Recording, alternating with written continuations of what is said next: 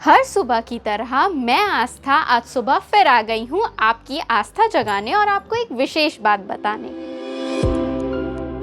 आज गुप्त नवरात्रि का 7वां दिन है यानी काल रात्रि का दिन। तो आइए इस पावन अवसर पे माता दंतेश्वरी के दर्शन करते हैं।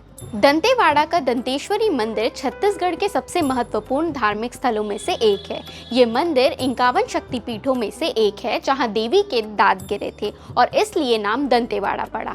मंदिर का निर्माण 14वीं शताब्दी में काकतीय राजाओं द्वारा किया गया था, जो देवी दंतेश्वरी को अपनी कुल देवी मानते थे। आपको बता दूं, इस मंदिर का दशहरा पर्व में एक विशेष महत्व है क्योंकि यहाँ दशहरा की रस्में 75 दिनों तक चलती है। जी हाँ, ये परंपरा करीब 610 साल पुरानी है, जहां देवी दंतेश्वरी दशहरा में शामिल होने के लिए मंदिर से बाहर निकलती है और उनका छत्र और डोली बस्तर दशहरा में ले जाया जाता है। सबसे इंटरेस्टिंग बात तो ये है कि यहाँ 2 नवरात्रि नहीं बल्कि 3 नवरात्रि मनाया जाता है। पहला शारदीय नवरात्र, दूसरा चैत्र नवरात्र और तीसरा फागुन मड़ई, जिसे तीसरा नवरात्र भी कहा जाता है।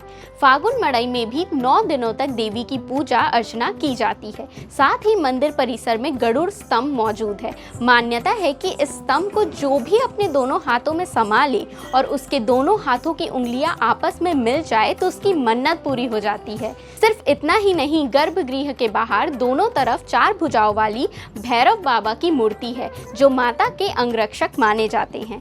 यहाँ की मान्यताओं के कारण लाखों श्रद्धालु माता के दर्शन करने आते हैं। तो आप भी जब दंतेवाड़ा जाए यहाँ जरूर जाइएगा माता के दर्शन के लिए। वीडियो अच्छी लगी हो तो लाइक करें और हमारे चैनल सीजी भास्कर को सब्सक्राइब करें।